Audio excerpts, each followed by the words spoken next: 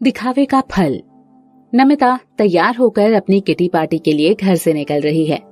सुनिए, ड्राइवर कहाँ है? मुझे किटी पार्टी के लिए जाना है। ड्राइवर को तो आज मैंने छुट्टी दे दी है, चलो मैं तुम्हें छोड़ देता हूँ। अरे नहीं नहीं, जल्दी से ड्राइवर को कॉल करके बुलाइए, मैं उसी के साथ किटी पार्टी में जाऊंगी। लेकिन अब ड्राइवर नहीं आ पाएगा, तुमने मुझसे पहले क्यों नहीं बताया? और मेरे साथ जाने में तुम्हें क्या प्रॉब्लम है? मैं अपनी किटी पार्टी में बड़ी सी गाड़ी और ड्राइवर के साथ जाना चाहती हूँ, ताकि मेरी सहेलियों को देखकर लगे कि मेरे पास बहुत पैसे हैं। मुझे तुम्हारा ऐसा दिखावा करना बिल्कुल पसंद नहीं। हमारे पास जितने भी पैसे हैं, हम उतने में खुश हैं। तुम्हें उससे ज्यादा और क्या चाहिए? और दूसरों को दिखाकर तुम्हें क्या मिलेगा? ओह, मैं कुछ नहीं जानती, प्लीज जल्दी ड्राइवर को बुलाइए। ड्राइवर आकर नमिता को किटी पार्टी पर ले जाता है, लेकिन गाड़ी में बैठकर भी नमिता अपनी मम्मी से पैसों के बारे में ही बातें करती रहती है। वहाँ पहुँचते ही, जाओ मनोज, हमारी डस्टर को कहीं अच्छी जगह पार्क कर दो। जैसे ही नमिता पहुँचती है, उसकी सहेलियां हंसने लगती हैं, क्योंकि वो सभी जानती हैं कि नमिता को दिखावा करना बहुत पसंद है। देखो, आ गई दिखावे की दुकान।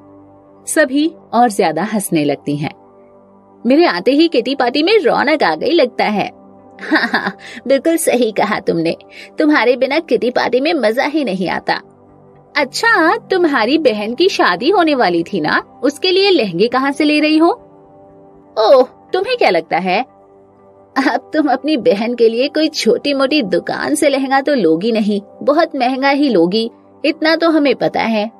बिल्कुल सही कहा, हम सब इस बार सब्यसाची से अपने सारे कपड़े लेंगे और लहंगा भी। ये हुई ना बात। नमिता किटी पार्टी से घर के लिए निकलती है। उसके जाते ही सब उसके पीठ पीछे बातें करने लगते हैं। देखा तुमने कैसे दिखावा कर रही थी। जिसके पास पैसे होते हैं ना, वो शांत होता है, और जिसके पास नहीं होते वो ऐसे ही दिखावा करता है। बाकी औरतों ने भी इनकी बातों में हामी भरी। नमिता लौटते वक्त फिर से कार में ड्राइवर को सुनाने के लिए पैसों वाली बातें करने लगती है। नमिता हर जगह दिखावा करती थी, लेकिन कभी ये नहीं सोचा कि कोई इंसान उसके बारे में क्या सोचेगा। अब भला ड्राइवर के सामने पैसों के बारे में बात करने से क्या ही होगा। आ गई अपने पैसों का ढिंढोरा पीटकर। आप कैसी बातें कर रहे हैं? सबको पता होना चाहिए कि हम बहुत पैसे वाले हैं। तुम्हें इस बात की कोई फिक्र है कि लोग तुम्हारे बारे में क्या सोचते होंगे? ओह, मेरे बारे में कोई बुरा क्यों सोचेगा? हाँ, लेकिन जिनके पास पैसे नहीं है वो मुझसे जलते जरूर होंगे। तुम बिल्कुल पढ़े लिखे गंवार जैसी बातें कर रही हो। सबको अपने हिसाब से जीने का हक है, और मुझे ऐसे ही पसंद है। मुझे तो डर लगता है तुम्हारा ये दिखावा कहीं हमें ले ना डूबे। ऐसा कुछ नहीं होगा, आप चिंता मत करिए। मनीष के इतना समझाने पर भी नमिता को कुछ समझ नहीं आया। हमेशा से ही अपने घर के नौकरों, ड्राइवर, सहेलियों और रिश्तेदारों के सामने भी अपने पैसों का ऐसा ही ढिंढोरा पीटती थी, जिसके कारण कोई उसे पसंद नहीं करता था।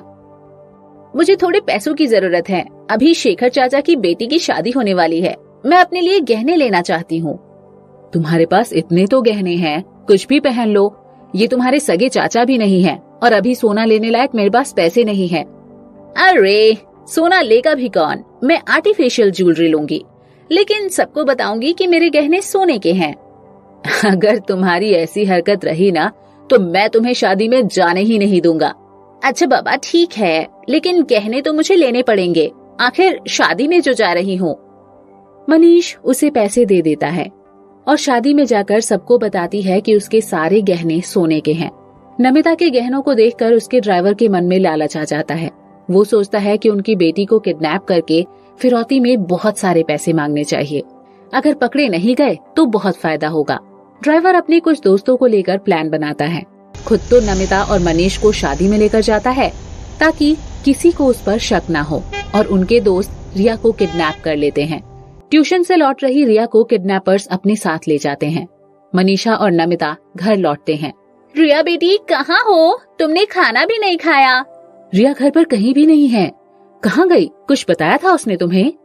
नहीं, उसने मुझे तो नहीं बताया था, और वैसे भी कल उसका टेस्ट है, वो पढ़ने वाली थी, इसीलिए वो हमारे साथ शादी में नहीं गई। मनीष और नमिता बहुत डर जाते हैं। आसपास के लोगों को पूछते हैं, रिया की सहेली को फोन करते हैं, लेकिन किसी को रिया का कुछ पता नहीं होता। नमिता और मनीष रोने लगते हैं और वो दोनों ही बहुत डर जाते हैं। मनीष पुलिस की मदद लेता है। किस्मत की बात है कि रिया को पुलिस ने कुछ घंटों में ही ढूंढ दिया और साथ में किडनैपर्स को भी पकड़ लिया। पुलिस ने किडनैपर्स की खूब पिटाई की और उनसे किडनैप करने का कारण पूछा। तभी किडनैपर्स ने बता दिया कि उन्होंने ये प्लान ड्राइवर के साथ मिलकर बनाया था और भारी फिरौती मांगने वाले थे क्योंकि उनके पास बहुत पैसा है। पुलिस नमिता और मनीष को ये बात बताती है। देख लिया आपने दिखावा करने का नतीजा। मैंने तुम्हें 1000 बार समझाया कि ऐसा मत किया करो।